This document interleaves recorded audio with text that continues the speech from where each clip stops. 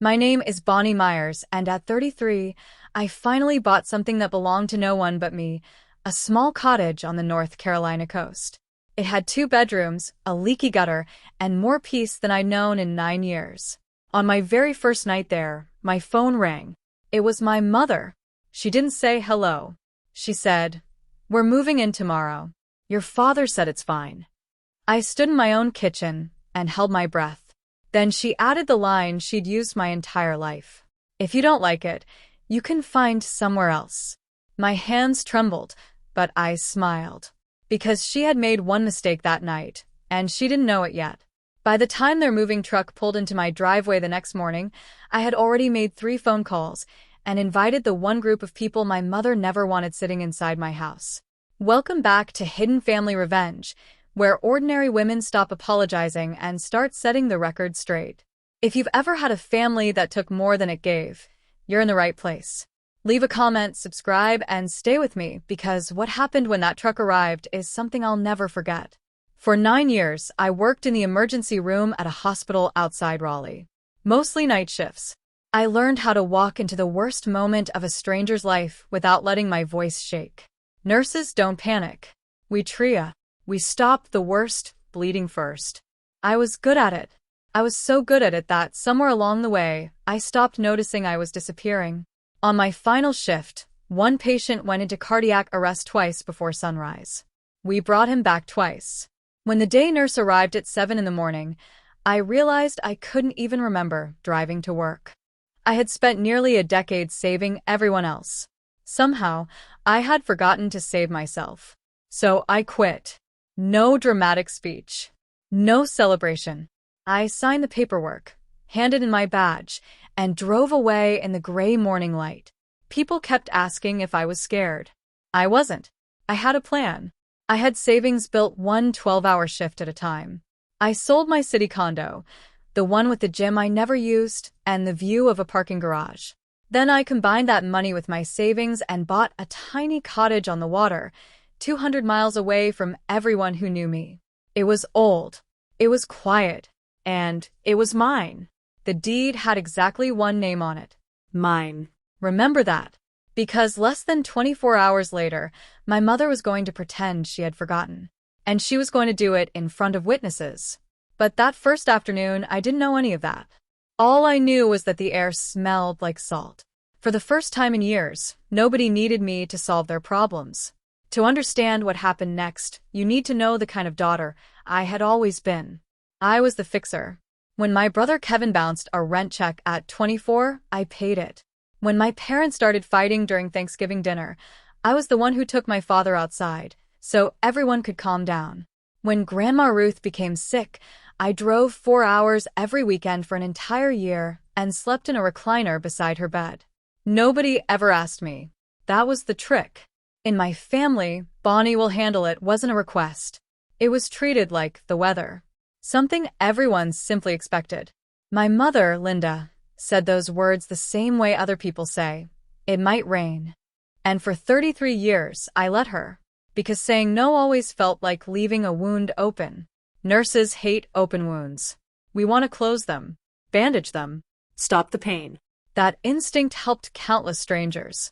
It also made my family very comfortable. And it cost me far more than I ever realized.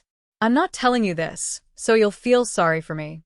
I'm telling you because it explains the calculation my mother made that night. She wasn't asking permission to move into my house. She had never needed my permission for anything before. For 3 decades, she had watched me carry every burden the family dropped on my shoulders. Why would this be any different? A free beach house? Of course Bonnie would handle it. That was the forecast.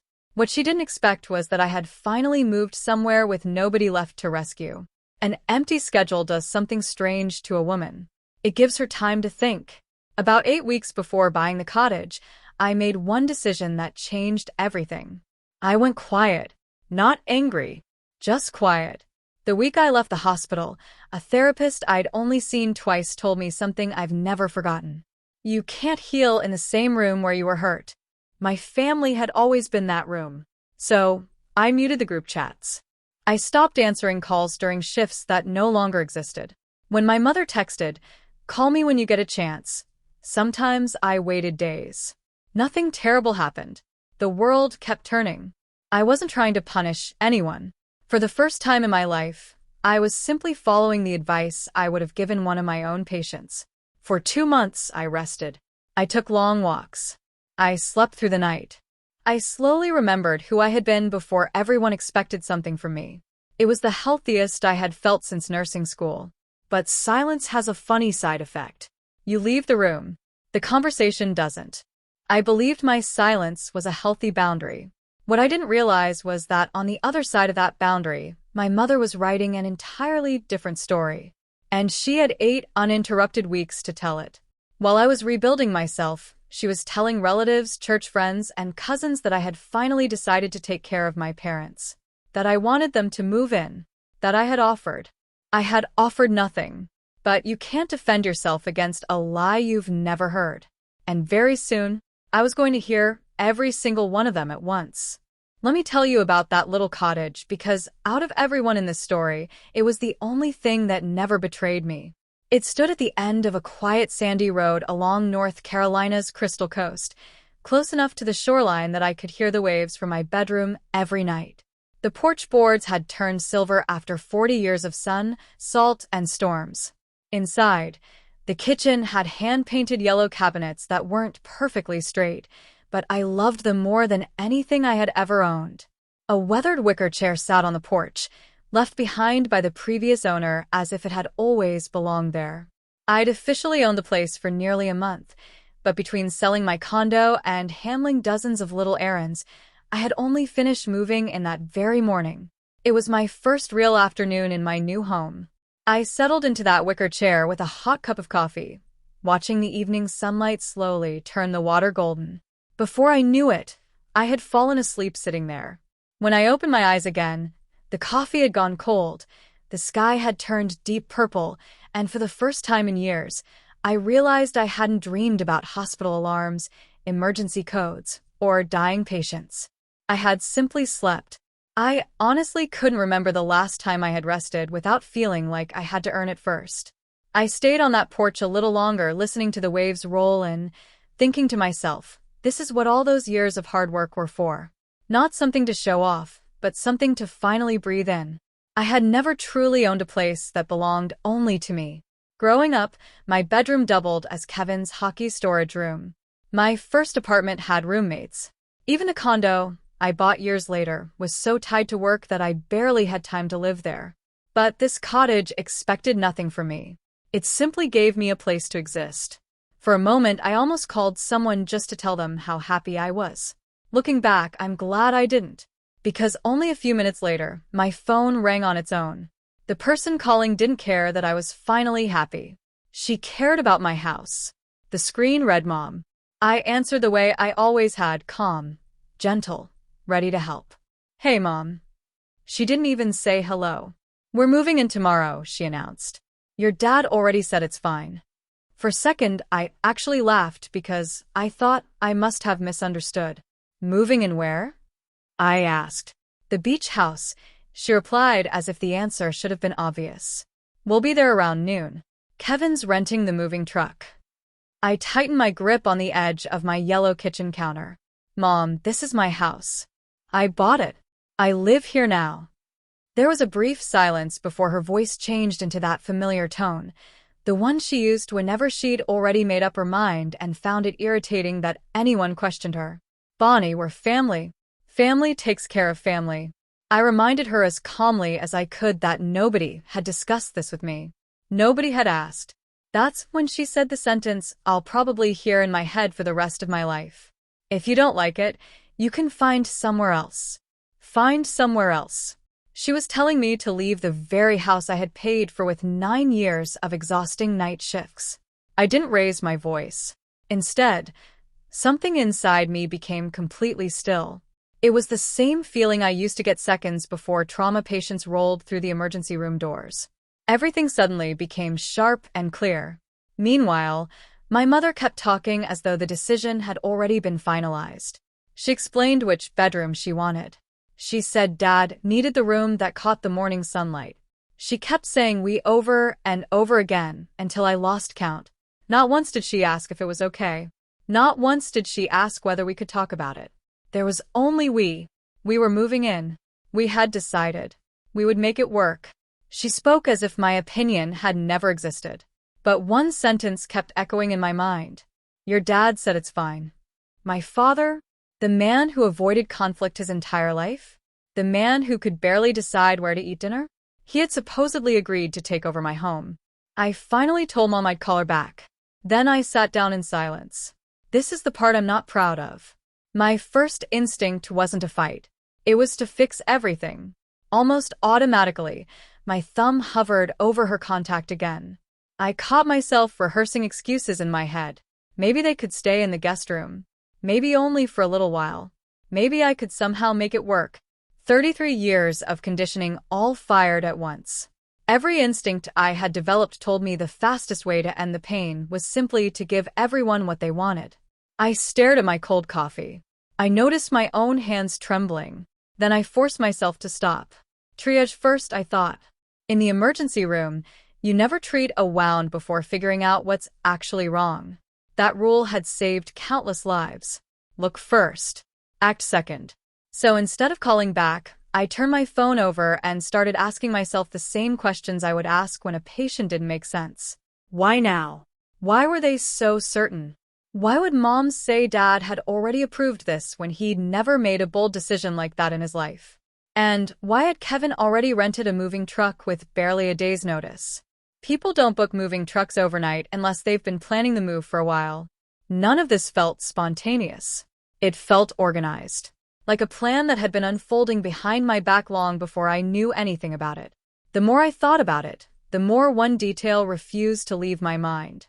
Kevin, my unemployed, divorced brother, who had been living in our parents' basement for over a year, was suddenly coordinating a 200-mile move. That made no sense. So, I picked up my phone again. This time, I called Kevin. He answered on the fourth ring. I could hear a television playing in the background, confirming exactly where he was, still in our parents' basement. Bonnie, he said quickly. Look, before you start. I'm not starting anything, I interrupted. I just have one question. Mom says you're renting a moving truck. There was a long pause. Yeah, for the move. What move, Kevin? Another silence followed. I could almost hear him deciding how much he should admit. Finally, he sighed. Don't make this weird, he said. Everyone already knows. It's been the plan for weeks. Everyone already knows. I kept my voice as calm as I always did with frightened patients in the emergency room. Knows what exactly? That you're taking Mom and Dad to live with you, Kevin replied. There was a defensive edge beneath his words. Everybody's relieved. Honestly, things have been stressful around here. Asked him who everybody was. He listed names as casually as if he were reading a grocery list. Aunt Sharon. Cousin Melissa. Cousin Brian. The Hendersons from church. I frowned. Mom told all of them? Kevin sounded confused. She didn't have to tell them. You already offered, remember? I had never offered. Not once.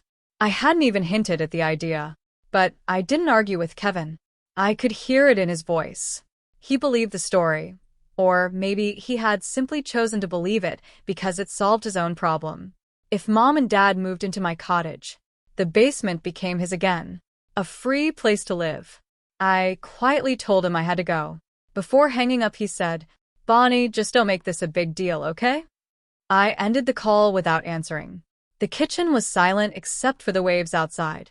As I stood there staring into the darkness, one fact settled heavily inside me. There was an entire story being told about my life. And I was the very last person to hear it. I didn't have to wait long before I found proof. My phone rang again almost immediately. It was Aunt Sharon, my mother's younger sister. She never called unless she'd been sent to do someone else's work. I answered. There she is, she said cheerfully. We're all so proud of you, sweetheart. I forced a smile she couldn't see. Proud of me for what? For stepping up, she replied warmly. Taking your parents in? Lord knows it's a big responsibility, but family takes care of family, and you've always had the biggest heart. There it was again. Family takes care of family. The exact same sentence Mom had used. It had already spread from one person to another like a family recipe. I asked as gently as I could, "When exactly did I offer to let Mom and Dad move in?" Sharon laughed. "Oh, honey, your mother told us months ago. She said the two of you already worked everything out. She said you wanted them nearby so you could look after them." Months ago? I'd only closed on the cottage 4 weeks earlier. I hadn't even finished unpacking until that afternoon. The closing documents were still sitting on my kitchen counter. I asked one more question, the same careful way I'd question a nervous patient. "Did Mom tell you that I offered, or that she asked me?" There was silence. Just for a second. The first crack in the story. Finally, Sharon answered more slowly. She said, "You offered." That's exactly what she told us. I thanked her for calling. I told her I loved her. Both statements were true. Then I ended the call and sat perfectly still. In that moment, everything became painfully clear. This wasn't a misunderstanding. A misunderstanding happens when two people remember the same conversation differently. This was something entirely different. It was a campaign. My mother had taken an event that never happened and repeated it to enough people that it had become accepted as fact. Now I had exactly one day to tear that lie apart. Strangely, I wasn't even surprised. The longer I thought about it, the more familiar it felt. Mom had been using this exact strategy my entire life. Only this time, the stakes were much higher. She never asked permission. She announced decisions. Then she let everyone else's expectations pressure me into saying yes. When she wanted my college graduation party at her house, instead of the restaurant I'd chosen, she never discussed it with me. She mailed invitations, called relatives, made all the arrangements. By the time I found out, 40 people had already bought gifts. If I'd changed the plans, I would have looked selfish. When she wanted me to co-sign Kevin's car loan, she didn't ask then either. She told Kevin everything was already handled. She let him choose the car. Then she placed the paperwork in front of me while he sat there smiling hopefully. Saying no would have crushed him right in front of me. That was always her method. She built an entire room full of expectations, then placed me at the doorway. If I refused, I became the villain. Every single time. And it worked, because I cared more about disappointing people than I cared about being taken advantage of. That sentence summed up almost my entire life. I had never seen the pattern so clearly until I was sitting alone in a cottage 200 miles away, finally outside the crowd. That's when my own plan began to take shape. Not completely. Not yet. But the first pieces finally clicked together. If my mother's greatest weapon was public pressure, then the crowd could also become the place where she lost. She had built her lie in front of an audience. I would dismantle it in front of the exact same audience. But first, I needed to know just how deep this went. So I called my father. He answered on the second ring. "Bonnie." Just my name. Nothing more. He sounded like a man who had been expecting this call all day. "Dad," I said quietly. "Mom told me you said it was fine for them to move into my house."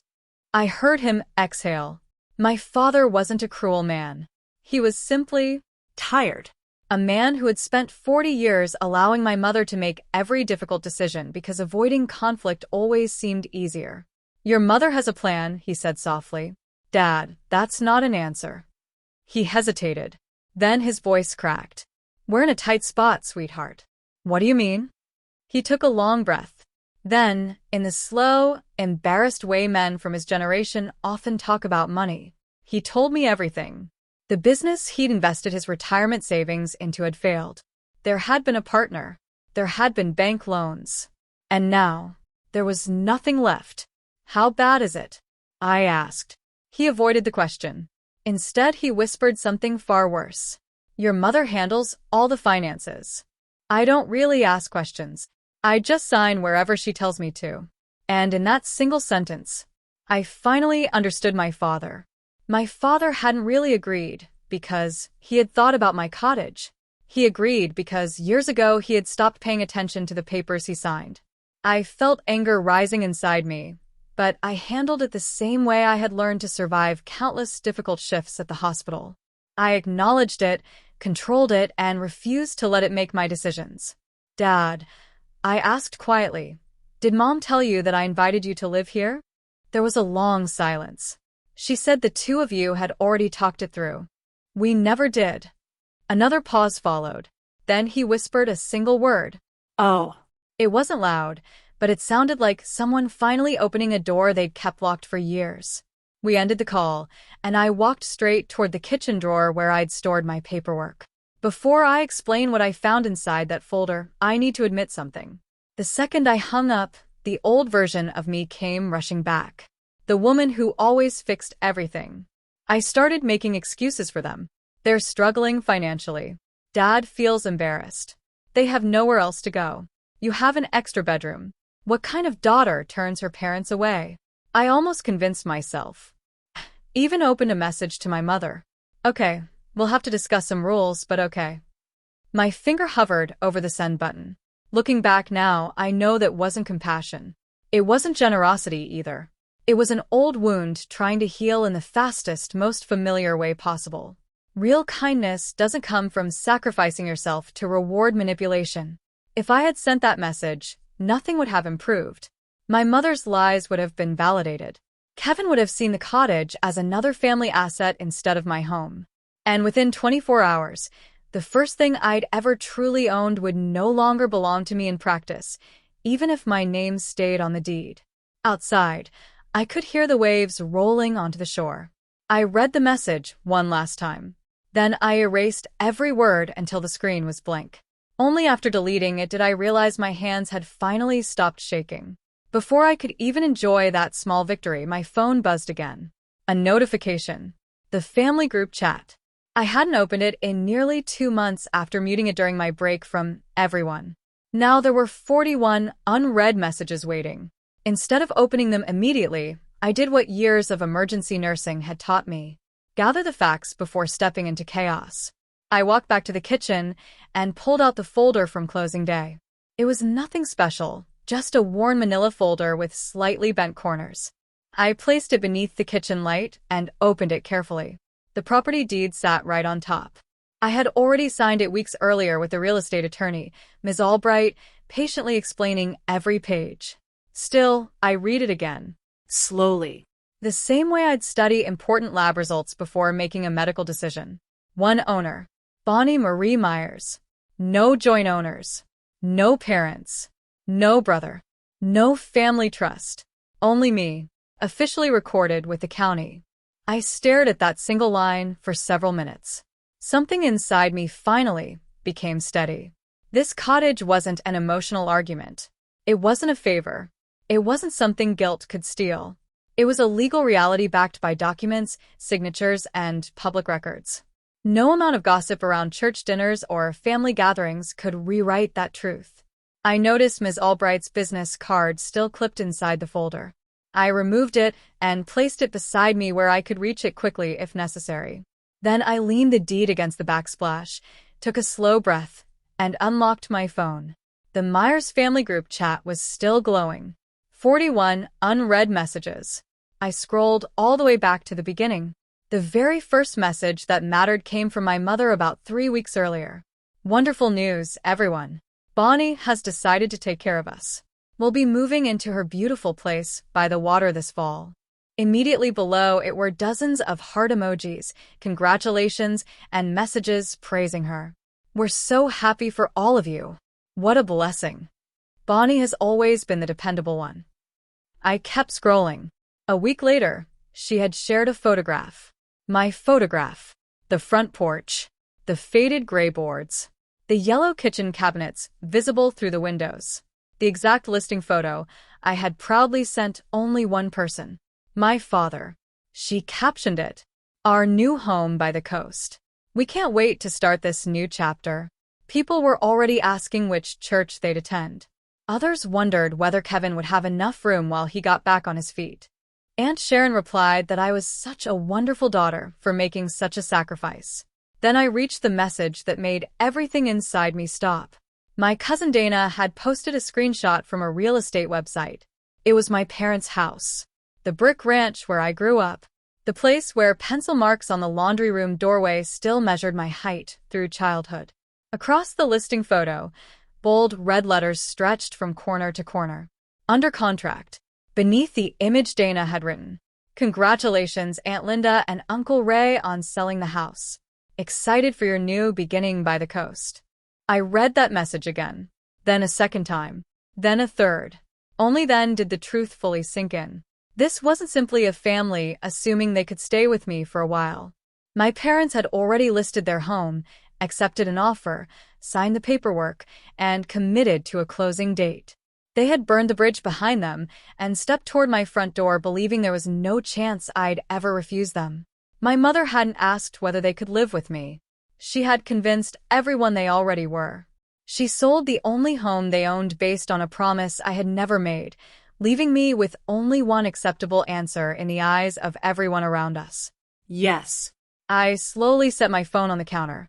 For the first time that evening, my hands weren't shaking. I stayed there for several minutes, allowing myself to see the entire picture before reacting. Just an hour earlier, I had nearly rescued the wrong story. I almost believed they were simply frightened parents with nowhere left to go. That version of events almost earned them a key to my cottage. But this wasn't desperation. It was strategy. Cold. Carefully planned. My mother had looked at the one peaceful thing I had ever built with my own hands, the place where I had finally started healing, and she hadn't seen a home. She saw an opportunity. She saw a solution to her own problems. She was so certain her plan would succeed that she sold her own house before ever hearing me say yes. She never asked me to share my home. Instead, she told everyone I already had. Then she made sure refusing would seem impossible. Because if I said no now, I wouldn't simply be declining a request. According to the story she'd already spread, I'd be abandoning my elderly parents with nowhere to live. That was the version 41 family messages had already accepted as fact. For another brief moment, that old familiar fear wrapped itself around my throat. Then something changed. It disappeared. And this time it stayed gone. For the first time in my life, I understood the game I'd been losing. My mother's greatest weapon had never been her voice. It was the audience. The guilt only worked because everyone heard her version while mine stayed silent. For 3 weeks, she'd carefully prepared that audience. But every weapon has a weakness. It can always be turned around. Every single person she'd lied to could also hear the truth. Without realizing it, she'd gathered every witness I needed. All I had to do was make sure they were standing in the same place when the truth arrived. I already knew exactly when that would happen. Tomorrow, around noon. The moment the moving truck reached my driveway. Let me stop here for a second because I know someone listening has felt this exact pressure. That voice inside your head saying that setting one boundary somehow makes you the villain. I felt it while standing inside a home I'd earned after 9 years of exhausting hospital shifts. If someone has ever tried convincing you that protecting your peace makes you selfish, stay with me. Because this is where everything began to change. After I put the phone down, I realized something about myself. For 33 years, every time my family wanted something from me, I asked the same question. Am I being selfish? It's an understandable question for a child. For an adult, it's often a trap. That night, beneath those slightly crooked yellow cabinets I loved so much, I stopped asking it. Instead, I asked something completely different. What do I actually want tomorrow to look like? The answer came instantly. Calm. Certain. I wanted the truth. Nothing more. Nothing less. Before making any plans, I wanted to be absolutely sure I was standing on solid ground. Years in emergency medicine taught me never to treat assumptions as facts. I remembered sitting at the closing table while Ms. Albright explained every document. At the time, I hadn't paid much attention because none of it seemed important. Now, every word mattered. She had explained that the property was recorded solely in my name. One owner. No shared title. No joint ownership. Complete legal control. I even remembered jokingly asking whether my mother could somehow cause problems later. Ms. Albright smiled before giving me an answer that suddenly became priceless. A conversation around a dinner table isn't a deed. Those words echoed through my mind. Verbal promises don't transfer ownership. Family expectations don't transfer ownership. Stories told at church dinners don't transfer ownership. The law only recognizes documents that are signed, recorded, and legally filed. My mother could tell every relative she knew that I'd offered her my cottage. She could repeat it until she believed it herself. Legally, it carried exactly as much weight as a wish. The only document that mattered was resting against my kitchen backsplash. And it carried only one name. Mine. Of course, paperwork alone wasn't enough. Legal ownership doesn't stop a moving truck from arriving. It doesn't stop emotional manipulation. It doesn't stop tears or accusations or relatives calling you heartless. But it gave me something I'd never truly had before. Solid ground. No one could force their way into my home. No one could remain if I asked them to leave. Everything after that was simply theater. My mother's favorite performance. The audience. The guilt. The pressure. Only now I finally understood how to change the ending. I picked up Ms. Albright's business card. It was almost 9 o'clock at night. Her office was closed. But lawyers answer emails. And I knew I still had a long night ahead. The plan that formed in my mind was surprisingly simple. Simple plans are usually the strongest ones. Complicated plans are built around revenge. This wasn't revenge. It was honesty. The kind that cleans a wound instead of hiding it beneath another bandage. My mother had created her story in front of an audience that had only heard one side. So I would make sure that same audience heard both sides together. No screaming. No insults. No emotional scenes she could twist against me. Just facts. Documents. Truth. All laid out on the table while everyone watched. She could argue with me if she wanted. She couldn't argue with the deed. The best part was that I didn't need tricks. I'd invite everyone honestly. I'd call Aunt Sharon, my cousins, anyone who had congratulated my parents. I'd tell them I was excited for them to come celebrate my new home the very morning my parents arrived. Naturally, they'd accept. They believed they were coming to witness a joyful family gathering. Instead, they would witness the truth. And sometimes, that's the happiest ending of all. I grabbed an old envelope and began writing my checklist, just like I used to organize a busy hospital shift. First, email Ms. Albright tonight. Second, double-check every lock on the cottage. Third, invite Aunt Sharon and the rest of the family for tomorrow morning. Fourth, brew coffee and welcome everyone like someone with absolutely nothing to hide. I looked down at the list I'd written. Only 4 simple tasks. 1 email had already been sent. 1 important phone call remained. Everything else was already in motion. Remember those 3 phone calls I mentioned at the beginning of my story? The ones I made before the moving truck ever reached my driveway? 2 of them were already behind me. First my brother, then my father. The third would determine everything that happened the next morning. I decided I'd make that call after sunrise. Just after 9 that evening, I emailed Ms. Albright. The message was brief, professional, and straight to the point, exactly the way I'd write notes for the next nurse taking over my patients. I explained that my parents intended to move into my home the following day. They believed they had every right to do so. I asked exactly where I stood legally and whether there was anything I should have in writing before they arrived. Honestly, I expected to hear back sometime the next morning. Instead, my inbox chimed only 40 minutes later. That quick response told me she'd dealt with situations like this before. Her email was calm, direct, and reassuring. I read every line twice. She confirmed exactly what I'd remembered from closing day. The cottage belonged solely to me. No one else had ownership. No one else had legal rights.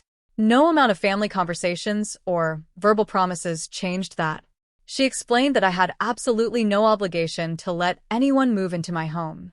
If someone entered without permission and refused to leave, the law had very clear definitions for that situation. Then she offered something I hadn't even thought to request.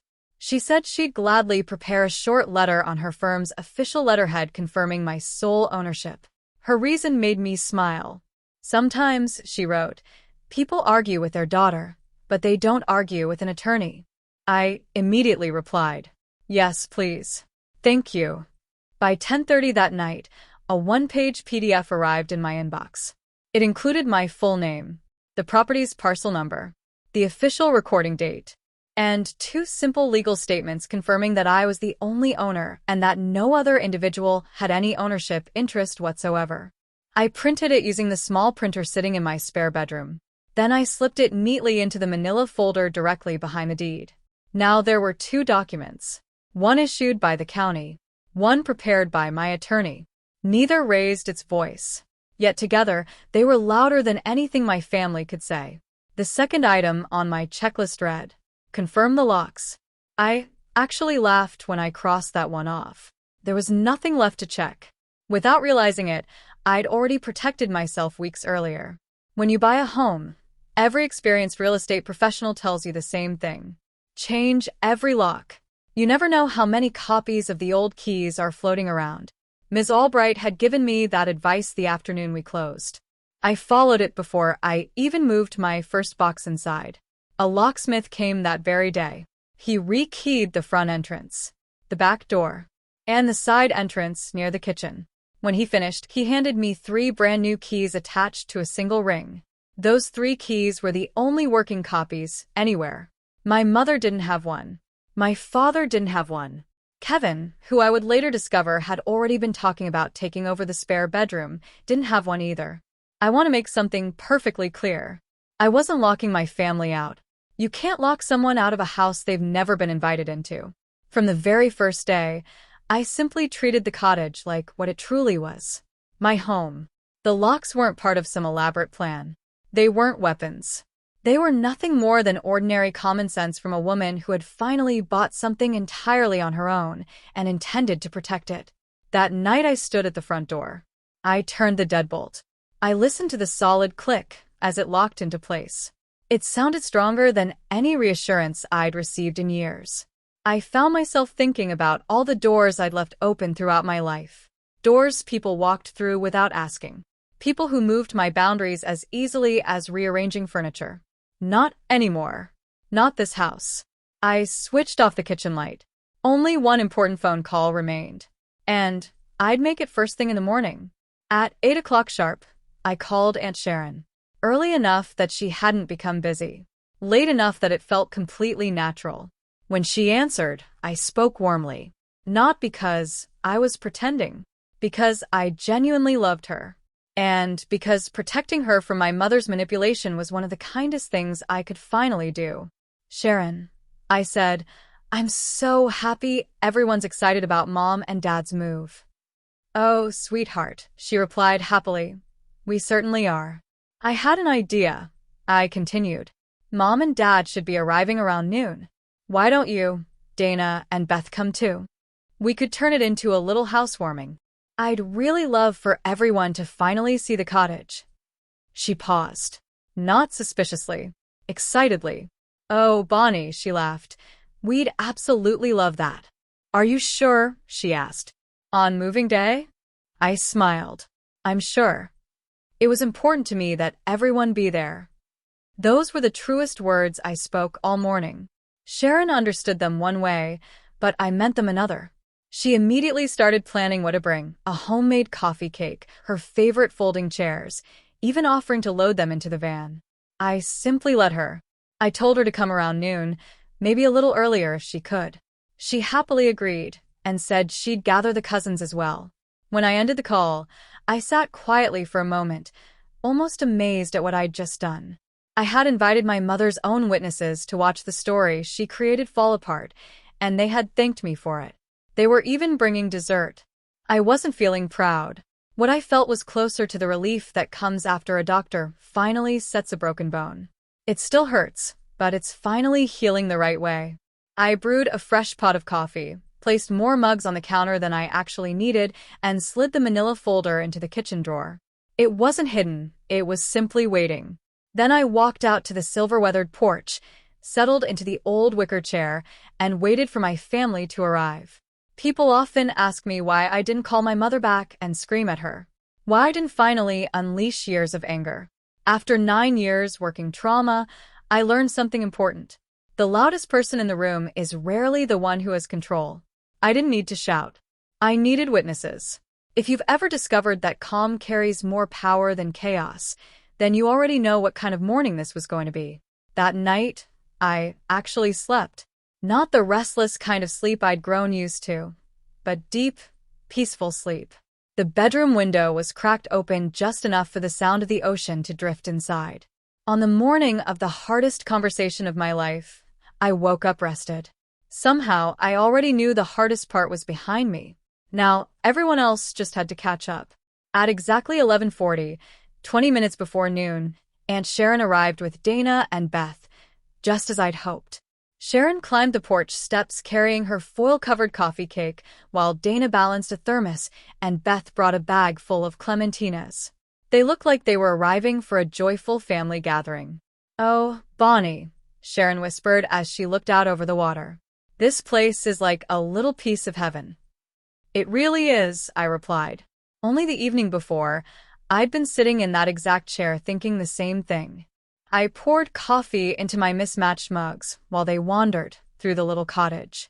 They admired the crooked yellow cabinets, the silver porch weathered by the sea, and the open windows letting the salty breeze drift through the rooms. Beth smiled and asked, "So, which room will be yours and which one will your mom use?" I simply smiled back and told her the coffee was still hot. I never lied to them. Not once. I never repeated the words my mother had invented for me. I simply welcomed them into my home, let them enjoy the sunshine, the coffee, and the fresh fruit. Because in just a few minutes, every single one of them would need to remember exactly how calm I'd been, how kind I'd been, how I'd welcomed everyone with nothing but warmth. That contrast was going to matter. Sharon was halfway through telling us about her garden when we all heard it. A heavy diesel engine slowed outside. Tires crunched across the sandy lane before rolling onto my gravel driveway. Everyone turned toward the front window. A large white moving truck slowly pulled into view, followed by my father's old sedan. My relatives smiled with excitement. I calmly placed my coffee mug on the table. "Right on time," I said. The way they climbed out of those vehicles told me everything about what my mother believed was about to happen. She stepped out of the passenger side first, dressed like someone arriving to claim property that already belonged to her. She wore pressed slacks, her good earrings, and had carefully done her hair. She looked around the cottage, the porch, and the water with the quiet satisfaction of someone inspecting something she'd already decided was hers. My father climbed slowly from the sedan. He never looked at the house. Instead, his eyes stayed fixed on the gravel beneath his feet, then the sky, anywhere except the front door. In that moment, I realized our conversation the night before had finally forced him to see the truth. And once he'd seen it, he couldn't pretend anymore. Then Kevin jumped down from the moving truck, stretched his back, and rolled open the cargo door. Inside, stacked from floor to ceiling, was everything my parents owned. Boxes marked in my mother's handwriting. Kitchen. Linens. Ray's office. Recliner. Headboard. Their entire life had already been packed into that truck. Every single box was another reminder that they had gambled everything on one assumption, that I would give in. My mother started walking confidently toward the porch, already opening her arms to greet everyone. But halfway up the path, she stopped. For the first time, she noticed the porch wasn't empty. Her sisters stood there holding a coffee cake. Her nieces stood beside her with bags of fruit and warm smiles. And I was standing in the doorway of my own house, holding nothing more threatening than a coffee mug. For just a brief second, she hesitated. I watched her calculate the situation. Then, almost instantly, she smiled again. She decided the audience would help her. She climbed the steps, spread her arms wide, and cheerfully announced, "Well, we made it. What happened next?" Ironically, my mother answered that question herself. She walked straight into my living room as though she were showing guests around a house that already belonged to her. "Oh," she said, running her fingers across the windowsill, "it's a little smaller than it looked in the pictures. But we'll make it work." Then she turned toward my father. "Ray, the back bedroom gets the morning sun. That'll be ours." She smiled proudly at Aunt Sharon. "We've been planning this for months, haven't we, Bonnie? It just makes sense. Family should stay together." Then she looked at Dana. "Kevin can use the second bedroom until he's back on his feet." Moments later, she was telling Beth that she wanted to repaint the yellow kitchen cabinets because something more neutral would look nicer. There she stood, right in the middle of the home I had paid for with 9 exhausting years of night shifts, assigning bedrooms and redesigning rooms as if she were already the owner. I didn't interrupt. I simply watched, because every sentence she spoke was another piece of evidence I didn't have to provide myself. I noticed Sharon's smile becoming strained. She kept glancing toward me, waiting for me to laugh, agree, or help carry the conversation the way I always had. This time, I didn't. I remained beside the kitchen drawer, coffee in hand, allowing the silence to grow heavier. My mother never noticed it. She never had to before. I'd always rushed to fill every silence for her. She kept talking. She planned Thanksgiving dinners in my dining room. She discussed joining the local church with Beth. With every confident sentence she spoke, the difference between her fantasy and the reality standing quietly in front of her became more obvious. Finally, she clapped her hands together. "All right," she announced brightly. "Kevin, start unloading the kitchen boxes." Then she turned toward me with a smile. "Bonnie, sweetheart, where would you like us to put our things?" Every eye in the room turned toward me. I calmly placed my coffee mug on the counter. "Before anyone moves a single box," I said quietly, "I'd like to make sure everyone here understands the same situation, because I think there's been a misunderstanding." My voice stayed calm and steady, the same tone I'd used hundreds of times telling worried families that their loved one was stable. My mother's smile tightened. "Bonnie, this really isn't the time." "Mom," I replied gently, "tell everyone again exactly what I agreed to." She blinked. "We talked about it," she answered. "You wanted us nearby." "When did we have that conversation?" I asked. "When exactly?" "Months ago." She answered quickly, but I caught her eyes darting toward Sharon, silently checking whether everyone still believed her. "I closed on this house 4 weeks ago," I said. "I moved in yesterday." "So, which month did I supposedly offer you the house?" Silence. Real silence. For the first time in my life, my mother didn't have an answer ready. Sharon shifted awkwardly. Dana frowned, clearly trying to piece the timeline together herself. Trying to recover, my mother quickly changed direction. "You sent me pictures of the house," she said. "You wanted me to see it." "I sent those pictures to Dad," I answered. "Only Dad. The night I got the keys because I was proud." Then I turned toward Aunt Sharon. I kept my voice warm. None of this was her fault. "Sharon," I asked gently, "when Mom told you I'd offered them my house, did you ever actually hear those words from me?" Her mouth opened, then closed again. Finally, she answered quietly, "No. Your mother told me." "I know she did," I replied softly. "I just wanted everyone to understand that I never did." The room fell completely silent. The coffee cake sat untouched. The clementines remained on the table. No one moved.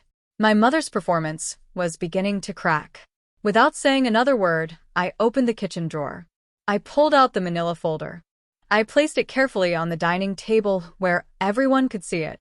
Then I opened it. 2 simple documents. Nothing more. I never raised my voice.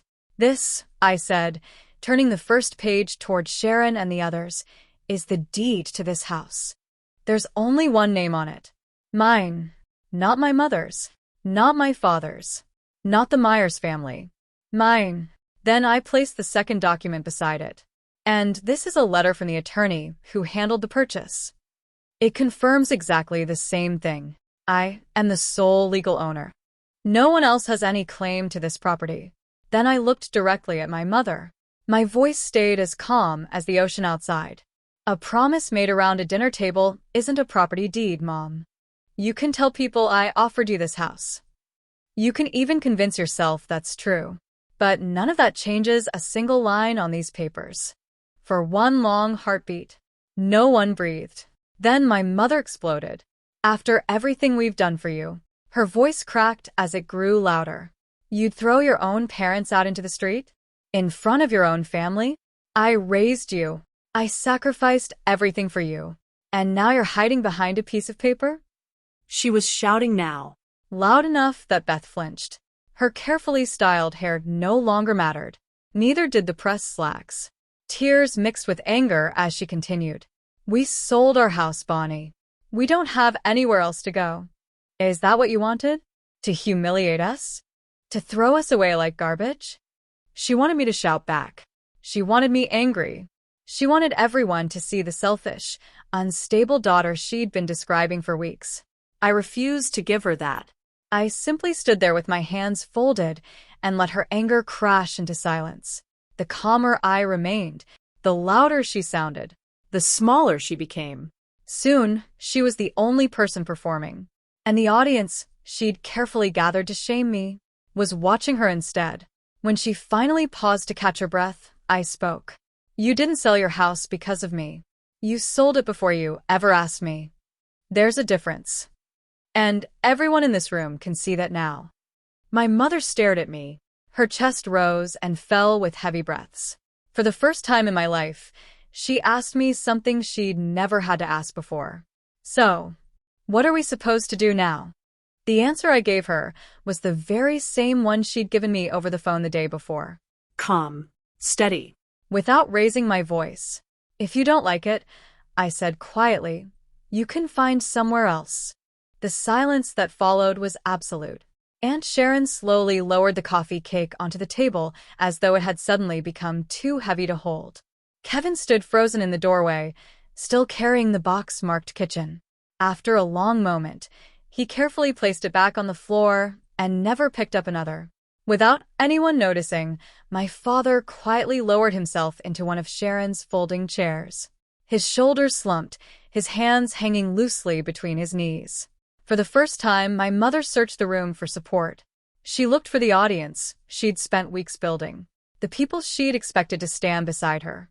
But one by one, no one met her eyes. Dana stared silently at her phone, looking at the real estate listing and the dates. Beth kept her eyes fixed on the floor. And Sharon looked at her sister with an expression I'd never seen before. It wasn't anger. For my mother, it was something far worse. It was doubt. For the first time, everyone in that room had heard both sides of the story. The weapon my mother had spent 3 weeks loading had finally fired, only it fired back at her. I wish I could tell you I felt nothing but satisfaction. That would make for a cleaner ending. But it wouldn't be true. You've trusted me this far, so I'm not going to start lying now. The moment my mother realized she'd lost the room, the anger disappeared from her face almost instantly. What remained underneath wasn't rage. It was fear. Simple human fear. She was 63 years old. The home she'd raised us in had already been sold. The retirement money my father believed was secure was gone. And now every relative whose respect she'd spent decades protecting had seen the truth. For just a moment, she didn't look like my enemy. She looked like a frightened woman who had gambled everything. And lost. Standing there, part of me, the part that had spent 9 years holding frightened patients' hands, ached for her. That feeling was real, but it didn't change my decision. And maybe that's the hardest lesson I learned after 33 years. You can feel compassion for someone without giving them your home. You can understand someone's fear without making it your responsibility. That morning, I truly felt sorry for my mother. What finally changed was this. I stopped feeling responsible for fixing her life. Those are two very different things. It only took me an entire lifetime to understand the difference. In the end, they never moved in. Once the deed sat on the table and the truth filled the room, there was nothing left to argue about. Kevin quietly carried the kitchen box back to the moving truck. That afternoon, every box they owned drove back up the coast. Later, everything was unloaded into a storage unit, a place my mother could barely afford, but one she had chosen through her own decisions. After they left, Sharon stayed behind. We sat together on the silver porch, each holding a cup of coffee. She apologized. Not politely. Not out of obligation. She truly apologized. Her hands trembled as she spoke. She told me you offered, Sharon kept saying. I never thought to ask you myself. I should have. I reached over and told her it wasn't her fault. And I meant every word.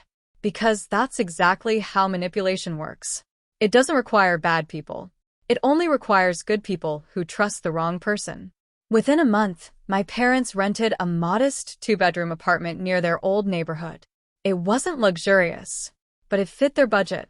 It was the kind of place they could have moved into from the very beginning, without needing anyone else's home. Kevin, realizing the basement was no longer waiting for him, finally found a job. Nothing glamorous, just honest work. Meanwhile, our family group chat, the one that had exploded with 41 cheerful messages celebrating my imaginary generosity, went completely silent. Slowly, very slowly, it came back to life. Only this time it felt different. For the first time, relatives asked how I was doing, instead of telling me what I'd supposedly agreed to. People often assume this is the part where I say I cut my parents out of my life forever. But that's not what happened. A week later, I emailed my mother information for 3 senior apartment communities in their county. Each one fit their budget. Each one included phone numbers and contact information. That was the help I chose to give. Not money. Not my home. Just information. Help freely offered, instead of help demanded and renamed obligation. My mother never thanked me. But a few weeks later, my father called. We talked about ordinary things. Nothing dramatic. Nothing emotional. Then just before hanging up, he quietly said, "I'm glad you kept your house, Bonnie." That was as close as he could come to apologizing. And it was enough. I still see my parents from time to time. But now it's on my terms. At my pace. With the truth sitting openly between us instead of whispers behind my back. It's not the family I imagined when I was little. But it is an honest family. And for the first time in my life, it's one I can finally rest inside. If that little cottage by the water taught me anything, it was this. A home isn't something people deserve simply because they share your last name. A home is something you build. And the people who truly love you ask for permission before they enter. They never assume they're already inside. That's my story. One phone call. One property deed. One quiet morning beside the ocean. And if someone in your life keeps confusing your kindness with unlimited access, maybe this is your reminder. Change the locks. Or better yet, make sure you never hand them the key in the first place. If this story meant something to you, share it with someone who needs to hear it today. Leave a comment, subscribe to the channel, and I'll see you in the next story.